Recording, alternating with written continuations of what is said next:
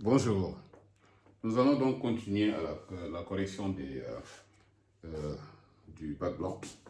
Alors, donc ici, vous avez la question 4. Dans cette question, on vous dit soit U-N-L une suite arithmétique telle que U3 est égal à 8 et U7 est égal à 20.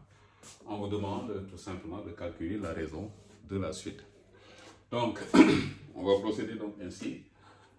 Puisque la suite U-N est une suite arithmétique, alors donc son expression est de la forme. Donc nous avons ici U-N qui est égal à U0 plus NR.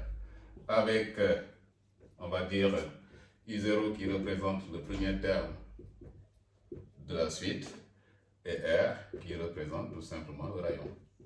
Ok? Alors donc, qu'est-ce qu'on va faire? Nous avons U-N qui est égal à U0 donc plus NR.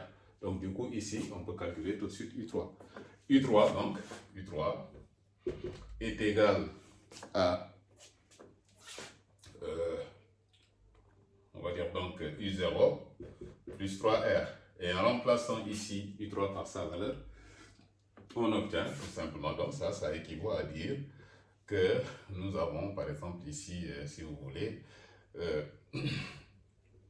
U0 plus 3R qui est égal à tout simplement 8. Et là, il s'agit d'une première équation. Ok? On va donc traduire aussi, faire la même chose avec U7. Nous savons donc que U7 est égal à 20. Donc du coup, ici, on va voir U7 est égal à U0 plus 7R. Donc ceci équivaut à dire tout simplement que U0 plus 7R est égal à U7. U7 est égal à tout simplement 20. Et là, ça représente une deuxième équation. Ainsi donc, on tombe sur un système d'équations à deux inconnus, avec U0 comme inconnu et R comme inconnu. Donc ici, nous n'avons pas besoin de la valeur de U0. On va tout simplement essayer de calculer la raison R de la suite. Ok? Donc, qu'est-ce qu'on va faire? On fait donc 2 moins 1. D'accord? On va donc soustraire membre à membre ici les équations. Donc du coup ici, vous allez avoir U0 plus 7R.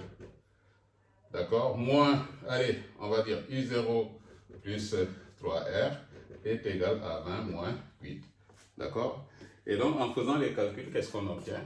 On a U0 plus 7R moins U0 plus 3R moins 3R, pardon, parce que là vous avez le signe moins devant la parenthèse. Ok? Ça fait donc 20 moins 12, ça fait 8, ça fait 12. Donc du coup ici, on va avoir donc 7R moins 3R, ça fait donc 4R. Vous avez 4R qui est égal à 12. U0 moins U0 est égal à 0. Donc ceci équivaut à dire tout simplement que le R est égal à 12 divisé par 4. Ça fait 3. Vous voyez?